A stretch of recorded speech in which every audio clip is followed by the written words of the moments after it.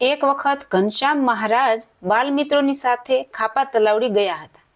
ત્યાં મહુડાનું મોટું ને ઊંચું એક વૃક્ષ હતું. તેના ઉપર ઘનશ્યામ તથા બાળમિત્રો ફટાફટ ચડી ગયા. સારા સારા ફળ જમે ને કિલકિલાટ કરે. તેમાં એક સરજુદાસ પ્રસાદ નાનો હતો. વૃક્ષ ઉપર ચડાતું નથી ને ઊભા ઊભા રડે છે. ઘનશ્યામભાઈ, મારાથી ચડાતું નથી, મને જમવા માટે ફળ આપો ને. ઘનશ્યામ મહારાજ બોલ્યા, તેમાં રડવાનું ન હોય.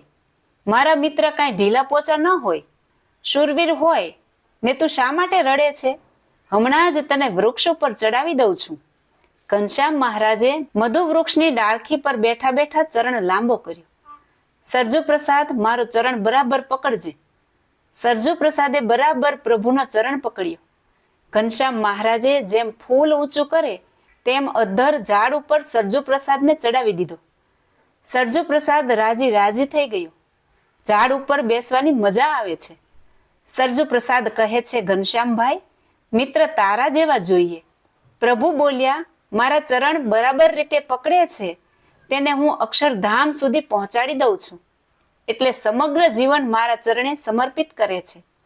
મને જે ભક્ત ભૂલતો નથી તેને હું ક્યારેય ભૂલતો નથી.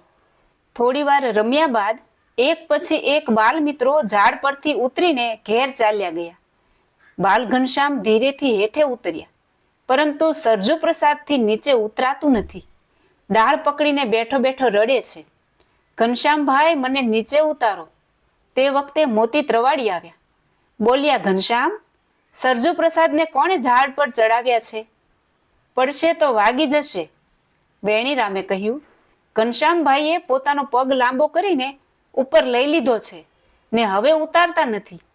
મોતીરામ આંખ લાલ કરી બોલ્યા, જલ્દી નીચે ઉતારો, નહીતર પડી જશે. તમારા ઉપર બાનું આવશે. હાથ લાંબો કરી ફૂલ ઉતારે તેમ ઘનશ્યામ મહારાજે સરજુ પ્રસાદને વૃક્ષથી નીચે ઉતારી લીધો. આવું ઐશ્વર્ય જોઈ મોતીરામ બે હાથ જોડી માફી માગે છે. મારા અપરાધને ક્ષમા કરો. આપ તો સાક્ષાત પુરુષોત્તમ નારાયણ છો. તમારા હાથ લાંબા છે. આપણે આ લોકમાં ભજન ભક્તિ, પૂજા પાઠ, સત્સંગ સમયા, કથા કીર્તન, દાન પુણ્ય વગેરે સત્કર્મ રૂપી કમાણી કરવા આવ્યા છીએ. આપણે આ જગતમાં કે વ્યવહારમાં લાંબા થવા નથી આવ્યા, પણ આપણે જગતમાંથી ટૂંકા થઈ ભગવાનમાં જોડાવા આવ્યા છીએ.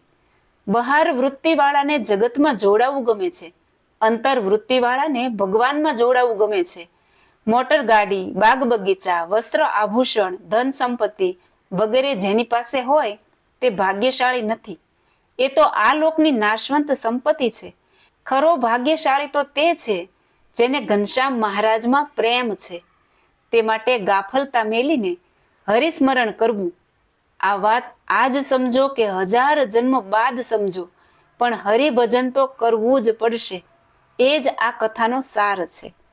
જય સ્વામિનારાયણ.